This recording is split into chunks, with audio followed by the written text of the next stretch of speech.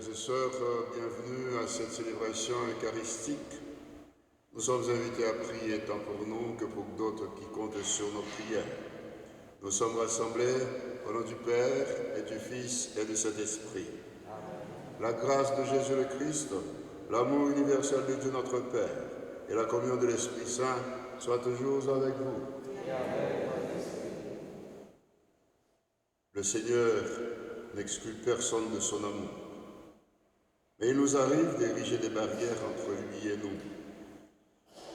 Confions-nous à sa miséricorde pour qu'elle vienne à bout de toutes nos résistances. Seigneur Jésus, quand nous avons du mal à reconnaître ta présence parmi nous, prends pitié de nous.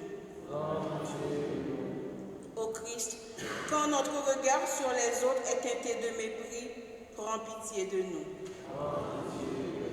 Seigneur, quand nous refusons d'entendre le cri des pauvres ou que nous ne leur accordons que des miettes, prends pitié de nous. Que Dieu Tout-Puissant nous fasse miséricorde, qu'il nous pardonne tous nos péchés et nous conduise à la vie éternelle. Amen.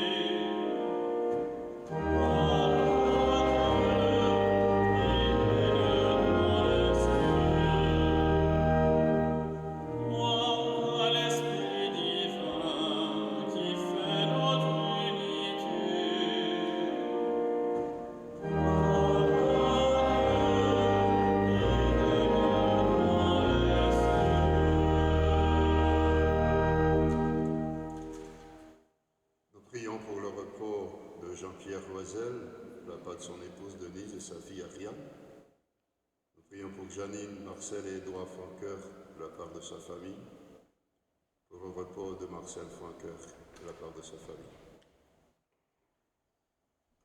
Prions ensemble le Seigneur. Pour ceux qui t'aiment, Seigneur Dieu, tu as préparé des biens que l'œil ne peut voir. Réponds en nos cœurs la ferveur de ta charité, afin que t'aimant toutes choses et par-dessus tout, nous obtenions de toi l'héritage promis qui surpasse tout désir. Par Jésus-Christ, ton Fils notre Seigneur, qui vit avec toi dans l'unité du Saint-Esprit, Dieu, pour les siècles des siècles. Amen.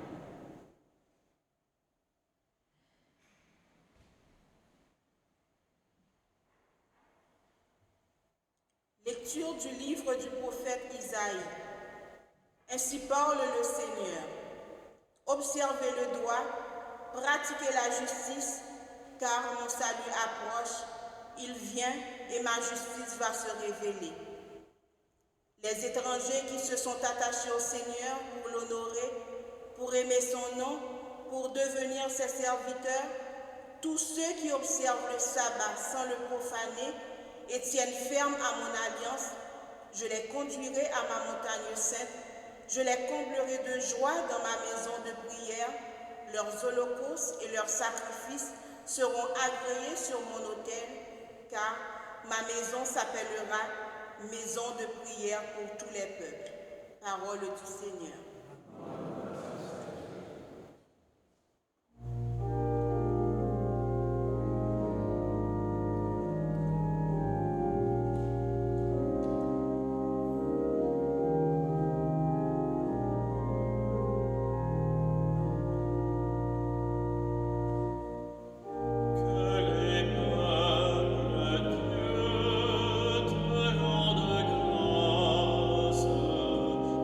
Te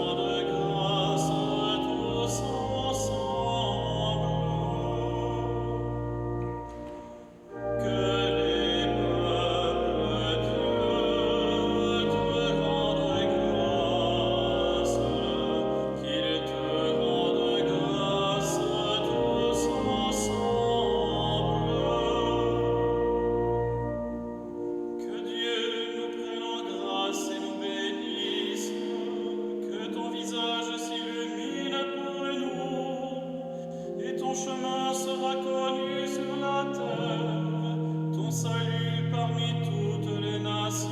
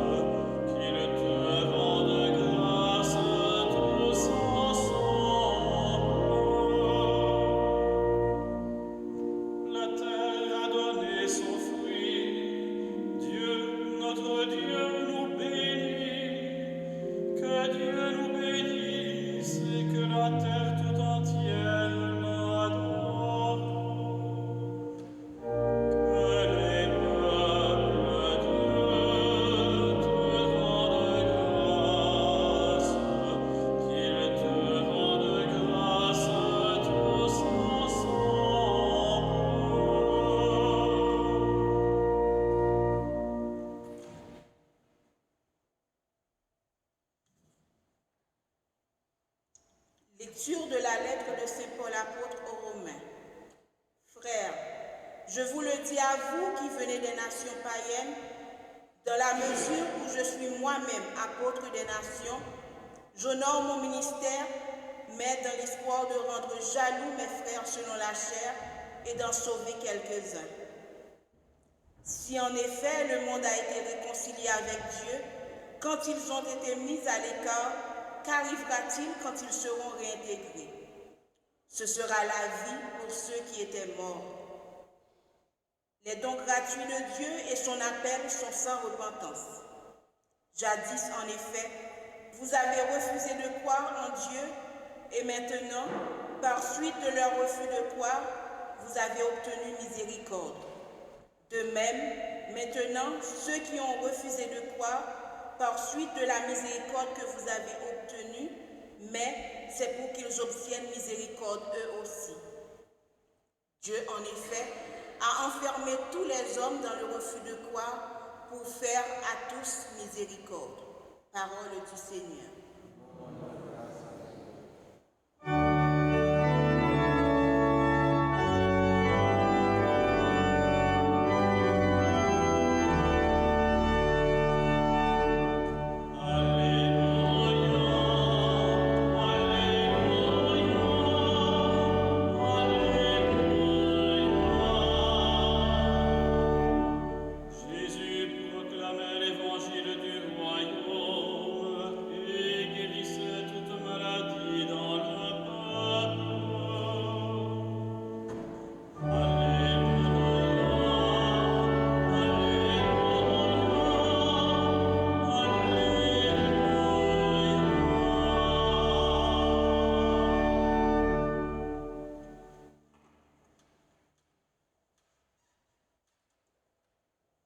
Le Seigneur soit avec vous.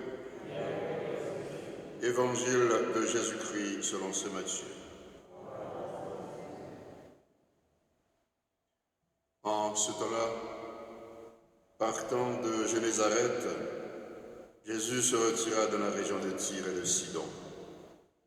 Voici qu'une Cananéenne venue de ces territoires disait en criant « Prends pitié de moi, Seigneur, fils de David. Ma fille est tourmentée par un démon. » Mais il ne lui répondit pas un mot. Les disciples s'approchèrent pour lui demander « Renvoie-la, car elle nous poursuit de ses cris. » Jésus répondit « Je n'ai été envoyé qu'aux brebis perdues de la maison d'Israël. » Mais elle vint se prosterner devant lui en disant « Seigneur, viens à mon secours. » Il répondit « Il n'est pas bien de prendre le pain des enfants et de le jeter aux petits chiens. » Elle reprit « Oui, Seigneur, mais justement, les petits chiens mangent les miettes qui tombent de la table de leur maître. Jésus répondit, Femme, grande est ta foi, que tout se passe pour toi comme tu le veux. Et à l'heure même, sa fille fut guérie. Acclamons la parole de Dieu.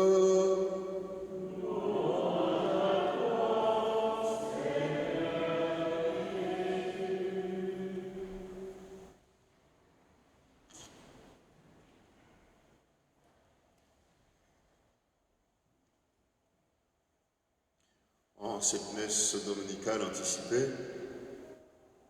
les textes bibliques que nous venons d'écouter témoignent tous que le salut de Dieu est offert à tous les humains et ne se limite pas uniquement aux bons croyants de son peuple. Les étrangers en sont aussi bénéficiaires. En effet, à la première lecture, le prophète Isaïe mentionne une réalité qui survient après l'exil du peuple d'Israël. La cohabitation avec les étrangers qui avaient occupé la place pendant leur absence n'a pas été simple et encore plus évidente sur le plan religieux. C'est ce qui explique l'intervention du prophète qui a été sollicité par le peuple. La question est, que faire de ces étrangers qui s'étaient installés à Jérusalem à la faveur de l'exil, devenus par leur fréquentation des synagogues de nouveaux pratiquants? Fallait-il continuer à les accueillir ou les exclure? Deux groupes s'affrontaient, d'une part ceux qui, dans un souci de fidélité à la tradition, voulaient l'exclusion, et ceux qui étaient partisans d'une ouverture à certaines conditions. Pour toute réponse, le prophète édicte de la part de Dieu une règle pratique. La décision qu'il prône est celle de l'ouverture qui marque une étape très importante dans la découverte de l'universalisme du projet de Dieu. Cependant, cela doit se faire avec une certaine condition. C'est-à-dire, pour reprendre les paroles du texte, les étrangers qui se sont attachés au Seigneur pour l'honorer, pour aimer son nom, pour devenir ses serviteurs, tous ceux qui observent le sabbat sans le profaner et tiennent ferme à mon alliance, dit le Seigneur, je les conduirai à ma montagne ici. Je les comblerai de joie dans ma maison de prière. Leurs holocaustes et leurs sacrifices seront agréés sur mon autel. Et le prophète conclut, car ma maison s'appellera maison de prière pour tous les peuples. De ce fait, on reconnaît s'il n'y a qu'un seul Dieu. Le salut ne concerne pas seulement les enfants d'Israël, mais tous les autres peuples. C'est ce que nous rappelle le pape François quand il nous demande d'ouvrir les portes, d'aller au-devant de ceux qui sont loin, jusque dans les périphéries. La parole de Dieu doit être annoncée à tout un chacun. Personne ne doit être oublié. Personne ne doit être exclu. D'ailleurs, le psaume 66 que nous venons de méditer ne fait que prolonger l'idée que nous retrouvons au niveau de la première lecture. Tous les peuples sont invités à rendre grâce au Seigneur. C'est une louange qui se veut universelle. Que tous les peuples, Dieu te rende grâce, qu'il te rende grâce tous ensemble. Avec la lettre de Saint Paul aux Romains, nous sommes en plein de l'accomplissement de ce projet de Dieu. Lorsque Jésus ressuscité apparut à Paul sur le chemin de Damas et se fit reconnaître par lui comme le Messie que le peuple d'Israël attendait, Paul comprit que la mission du peuple juif consistait désormais à faire connaître le Christ aux nations païennes. Ainsi, dans un premier temps, sa mission se tendait vers ses frères juifs, pour que dans un deuxième temps, les juifs tous ensemble pourraient en témoigner auprès des non-juifs. Tel ne fut pas le cas, puisque les juifs, dans leur grande majorité, ont refusé l'Évangile. Alors, Paul a donc décidé de s'adresser désormais à toutes les bonnes volontés, qu'il s'agisse de juifs ou de païens. Ainsi, on peut donc dire que si Paul a évangélisé les païens, c'est en fait parce que les juifs, dans leur grande majorité, ont refusé l'Évangile. Et c'est pour cela qu'il écrit aux Romains et que nous retrouvons dans la deuxième lecture. Maintenant, par suite de leur refus de croire, vous avez obtenu miséricorde. Cependant, une question se pose. Que devient le peuple juif? Est-il perdu ou en quelque sorte est-il remplacé par les païens? Pour Paul, il est évident que l'alliance offerte par Dieu au Sinaï ne peut pas être reniée, puisque, je le cite, les dons gratuits de Dieu et son appel sont sans repentance. Dieu n'oublie pas son alliance. Dieu n'oublie pas son peuple. Dieu veut faire miséricorde à tous, car il veut que tous soient sauvés. Si autrefois l'un de Dieu, les païens ont maintenant obtenu miséricorde, Israël à son tour découvrira son émerveillement avec la miséricorde que Dieu va lui offrir.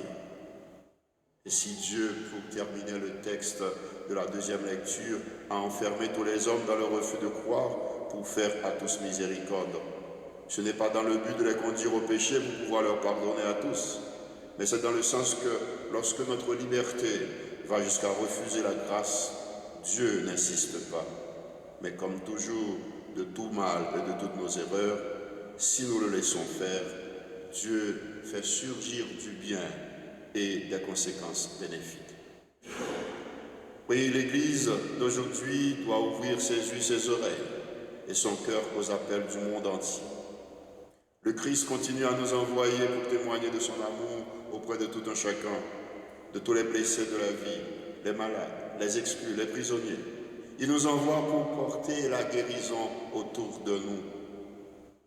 L'Évangile, pour sa part, nous parle de cette étrangère et de l'ouverture qu'on doit avoir envers ceux et celles qui sont différentes de nous. En effet, Matthieu écrivait son évangile pour une communauté composée de juifs devenus chrétiens. Ceux-ci pensaient et se questionnaient sur le type de relation possible avec celles et ceux qui voulaient se joindre à eux, mais qui n'étaient pas du peuple choisi.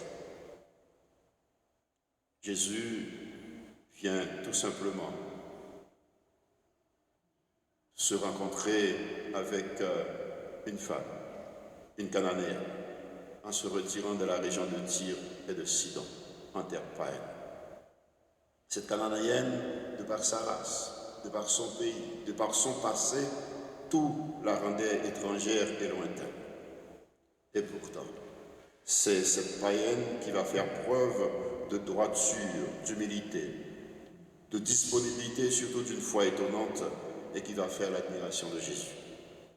Certainement, ce texte met mal à l'aise par les propos durs de la part de Jésus, comme un peu d'agacement ou même de racisme.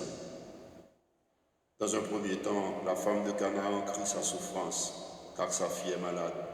Elle a entendu parler des miracles de Jésus. Contrairement à son habitude, Jésus ne lui répond pas. Il fait semblant de n'avoir pas entendu. La femme ne se découragea point. Elle importune Jésus, qui croit s'en débarrasser en invoquant sa mission. Je n'ai été envoyé qu'aux brebis perdues d'Israël. Mais celle-ci, avec beaucoup de courage, quitte à se faire rabrouer, fait un geste d'adoration et se précipite aux pieds de Jésus et lui dit « Seigneur, viens à mon secours ». C'est alors que Jésus dit une parole qui aurait dû la repousser pour de bon. Il n'est pas bien de prendre le pain des enfants pour le donner aux petits chiens. Mais la Cananéenne revient à la charge avec humour et audace. Elle entre dans le jeu de Jésus et lui retourne l'argument que les petits chiens se contentent des miettes qui tombent de la table de leur maître. Et ce sont justement sa détermination, son humilité et sa grande foi qui provoquent l'admiration de Jésus et le convainquent d'exaucer sa demande. Ainsi, on peut conclure en disant que ce qui importe aux yeux du Christ, ce n'est pas l'appartenance à un peuple, à une race, mais la foi et la confiance en Dieu. Le salut qu'apporte Jésus est universel, sans aucune frontière de religion et sans aucune discrimination. L'admiration de Jésus pour cette pauvre femme de Canaan nous invite à réfléchir sur nos propres situations de discrimination. Nous en avons tout un chacun. Et indique aussi l'attitude à adopter envers celles et ceux qui sont différents de nous. En effet, nous pouvons nous questionner, nous demander, est-ce que nous ne pratiquons pas d'autres genres d'ostracisme? Sommes-nous toujours accueillants pour celles et ceux qui sont différentes de nous, de par leur couleur, de par leur culture, de par leur origine ou de par leur religion. Sommes-nous vraiment des apôtres, des témoins de l'amour du Christ, des apôtres sans frontières? Le temps de Jésus n'était pas pire que celui que nous connaissons aujourd'hui. Nous vivons encore dans un monde atroce, un monde xénophobe, discriminatoire et d'exclusion, où au nom de la cupidité, au nom de la soif du pouvoir, de l'idéologie, on est prêt à tout faire. La guerre, la violence, les injustices, les nettoyages ethniques, des meurtres de population, comme cela a été au Rwanda, au Darfour, aujourd'hui en Birmanie, en Chine, en Russie, en Ukraine, en Haïti, mon pays. Aujourd'hui, notre Église a encore besoin d'hommes et de femmes de prière, convaincus, animés de ce même zèle, cette même opiniâtreté, cette même persévérance et cette même espérance de la cananéenne, et capables de croire que jamais nous ne recevrons des miettes de la part de Dieu. Dieu peut nous donner et sait nous donner plus que nous lui demandions, au-delà même de nos espérances. Dans un peu de temps, nous allons être invités à la table de l'Eucharistie, où Jésus ne va pas nous servir des miettes, mais bien au contraire, il va se donner tout entier, corps et sang. Alors, avec la même audace de la foi, de prière pressante, de supplication forte que la cananéenne, approchons-nous, sans aucune peur d'être repoussés, parce que l'amour de Dieu est pour tous et pour toutes, et aussi pour toujours. Amen.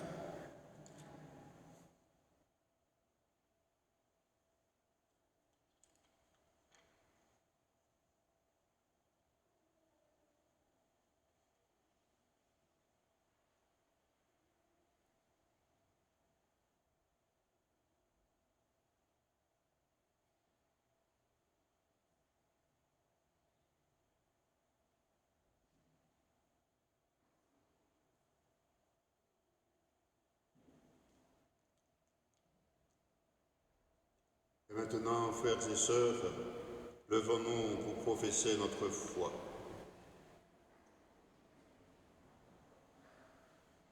Je crois en Dieu le Père Tout-Puissant, Créateur du ciel et de la terre, et en Jésus-Christ, son Fils unique, notre Seigneur, qui a été conçu du Saint-Esprit, est né de la Vierge Marie, a souffert sous Ponce Pilate, a été crucifié, est mort et a été enseveli, est descendu aux enfers, le troisième jour est ressuscité des morts, est monté aux cieux, est assis à la droite de Dieu le Père Tout-Puissant, où il viendra juger les vivants et les morts. Je crois en l'Esprit Saint, à la Sainte Église catholique, à la communion des saints, à la rémission des péchés, à la résurrection de la chair, à la vie éternelle. Ma maison s'appellera maison de prière pour tous les peuples, a dit le Seigneur par la bouche de son prophète. Que notre prière s'ouvre maintenant aux dimensions de l'univers pour toucher le cœur de Dieu. Seigneur, écoute-nous, Seigneur, exauce-nous. Écoute-nous, Seigneur, exauce-nous. Pour l'Église, appelée à proclamer l'amour inconditionnel de Dieu pour tous ses enfants, prions le Seigneur. Seigneur, écoute-nous, Seigneur, exauce-nous. Pour le peuple juif, choisi le premier par Dieu pour témoigner de la tendresse divine, prions le Seigneur. Seigneur, écoute-nous, Seigneur, exauce-nous. Pour les chefs d'État qui s'efforcent de bâtir la justice et la paix entre les peuples, prions le Seigneur. Seigneur, écoute-nous, Seigneur, exauce-nous. Pour les organismes et les gens qui ont pour mission d'accueillir les réfugiés et les immigrants, prions le Seigneur. Seigneur, écoute-nous, Seigneur, exauce-nous. Pour les malades et le personnel soignant des établissements de santé, prions le Seigneur. Seigneur, écoute-nous, Seigneur, exauce-nous. Prions à nos intentions personnelles.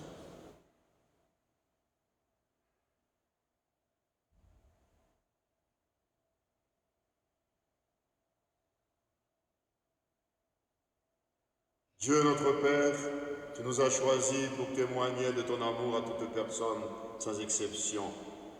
Fais qu'à l'exemple de Jésus, nous sachions nous tourner vers les autres et les aimer avec un cœur sans partage.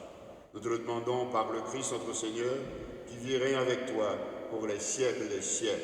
Amen.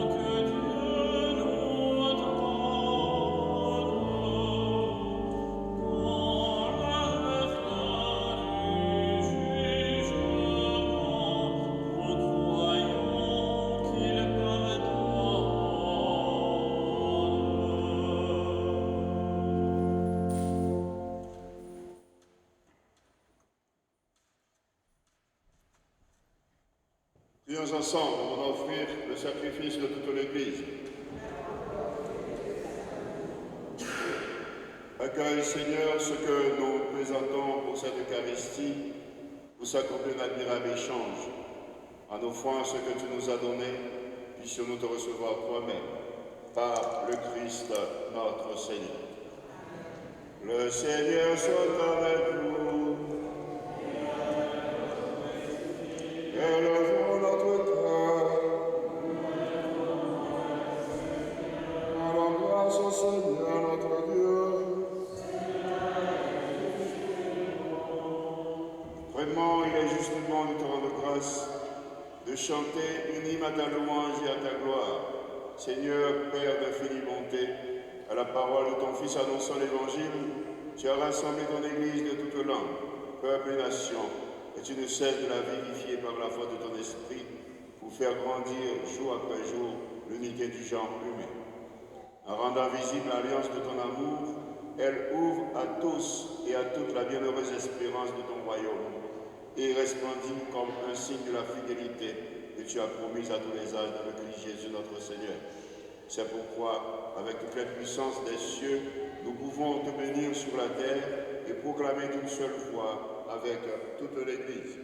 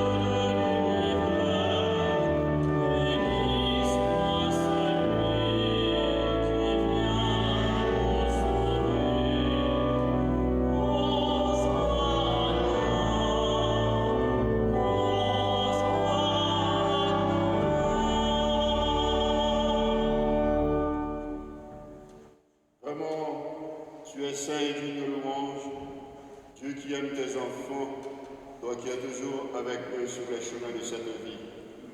Vraiment, ton Fils Jésus est béni, lui qui se tient au milieu de nous, quand son amour nous réunit.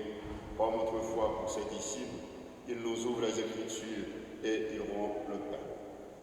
C'est pourquoi, Père très aimant, nous t'en prions, envoie ton Esprit Saint afin qu'il sanctifie nos offrandes, que ce pain, ce vin devienne pour nous le corps et le sang de notre Seigneur Jésus le Christ. La veille de sa passion, la nuit de la dernière scène, il prit le pain, dit la bénédiction, le rompit et le donna à ses disciples en disant « Prenez et mangez-en tous, ceci est mon corps livré pour vous. »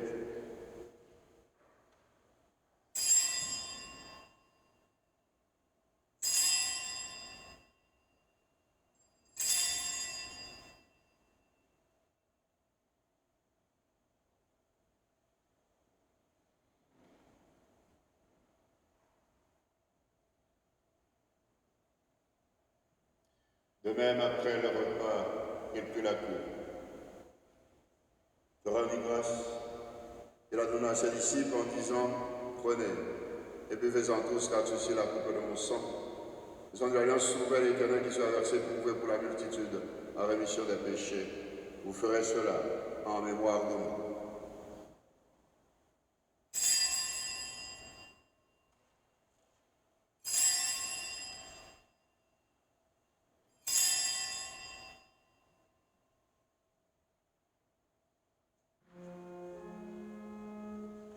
Il est grand le mystère de la foi.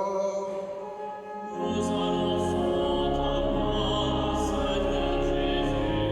Nous proclamons ta résurrection. Nous attendons ta venue dans la gloire. Voilà pourquoi, Père très saint, nous faisons mémoire de ton Fils, le Christ notre Sauveur, que tu as conduit par la passion et la mort sur la croix à la gloire de la résurrection, pour qu'il siège à ta droite. Nous annonçons jusqu'à ce qu'il vienne l'œuvre de ton amour et nous t'offrons le pain de la vie et la coupe de bénédiction. Regarde avec bonté l'offrande de ton Église qui te présente par nos mains ce qu'elle a reçu de toi, le sacrifice pascal du Christ. Que la force de ton esprit d'amour fasse de nous, dès maintenant et pour l'éternité, les membres de ton Fils, nous qui communions à son corps et à son sang. Renouvelle, Seigneur, par la lumière de l'Évangile, ton Église. Resserre le lien de l'unité entre les fidèles et les pasteurs de ton peuple, en union avec notre pape François, notre évêque Christian et l'ensemble des évêques, où, qu'au milieu d'un monde déchiré par les divisions, le peuple qui t'appartient brille comme un signe prophétique de concorde et d'unité. Souviens-toi de nos frères et sœurs qui se sont endormis dans la paix du Christ et de tous les morts dont toi seul connais la foi.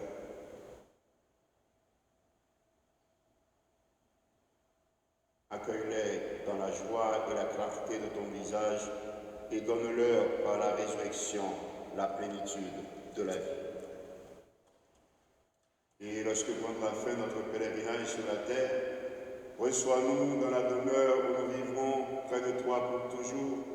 Alors, avec la Vierge Marie, la bienheureuse Mère de Dieu, les apôtres, les martyrs et tous les saints, nous pourrons te louer et te magnifier par ton Fils, Jésus le Christ. En lui, avec lui et en lui, à toi, Dieu le Père Tout-Puissant, dans l'unité du Saint-Esprit, tout honneur et toute gloire, pour les siècles des siècles.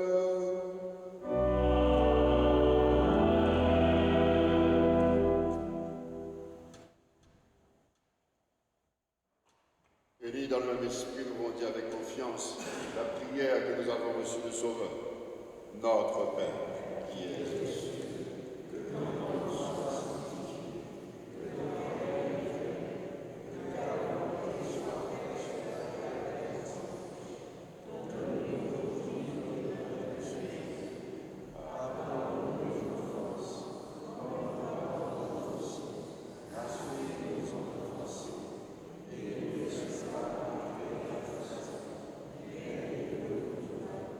Délivre-nous tout mal, Seigneur, et donne la paix à notre temps. Soutenus par ta miséricorde, nous serons libérés de tout péché, à l'abri de toute épreuve, nous qui attendons que se réalise cette bienheureuse espérance, l'avènement de Jésus-Christ, notre Sauveur.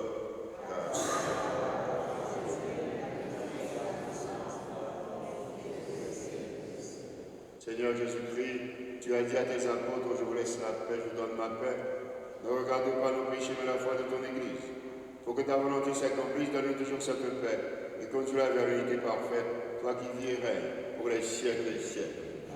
Que la paix du Seigneur soit toujours avec vous. De la chair de Christ, partageons en signe de paix.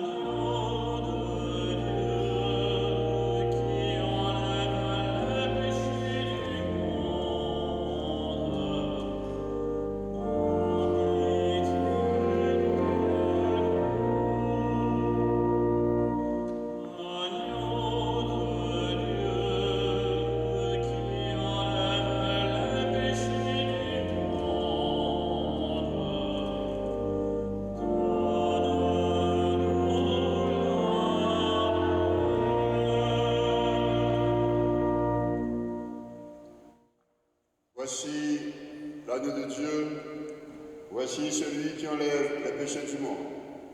Heureux les invités au repas des noces de l'agneau.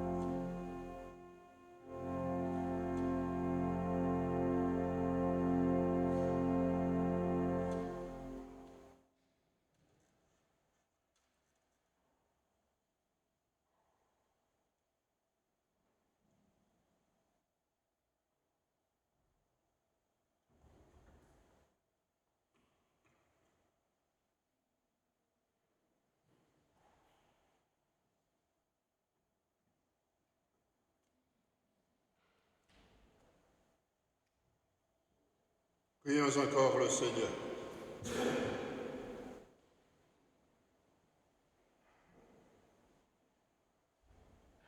Par ces sacrements, Seigneur, tu nous as unis au Christ et nous implorons humblement ta bonté. Sur la terre, transforme-nous à son image pour que nous puissions partager sa vie dans le ciel, lui qui vit et règne pour les siècles des siècles. Amen. Le Seigneur soit avec vous. Que Dieu Tout-Puissant vous bénisse, le Père, le Fils et le Saint-Esprit.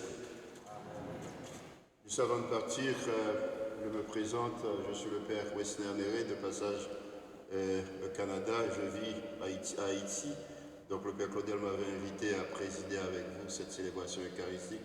Merci de votre présence. Allez dans la paix du Christ. Bonne fin de journée.